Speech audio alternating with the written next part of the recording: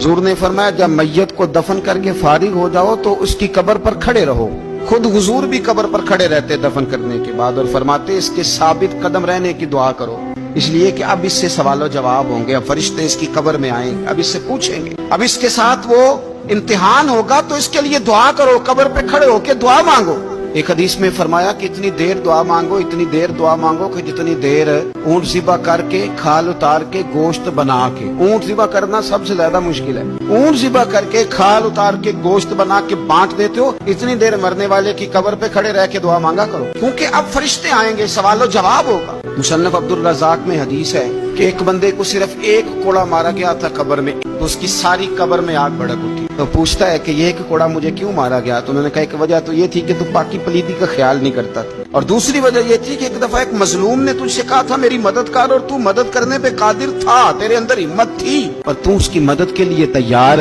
नहीं हुआ। वो हमारा मशहूर फिक्र है ना कि सानू की लगे पराई लड़ाई पुराई आग नू असी घर क्यों ले आइए। तो वो जो हमारा खास मामला है ना कि किसी की मदद नहीं करनी, वो हमें खराब करती है, हमारे हालात बिगड़ जाते हैं। मदद करने पे कादिर होते हैं पर किसी मजलूम की मदद, एक कोड़ा लगा तो पूरी कब्र में आग भड़क उठी। अज़ाबे कब्र से अल्लाह की पनाह मांगी जाए, डरा जाए, और आखिरत के लिए कब्र के लिए तैयार। कुरान मजीद ने कहा वैज़ल कुबूर बुसिरत, जब कब्रें कुरेदी जाएंगी ना, अलिमत नफ्सुम मा क़द्दमत व अख़रत, फिर हर जान जान लेगी कि उसने आगे क्या भेजा और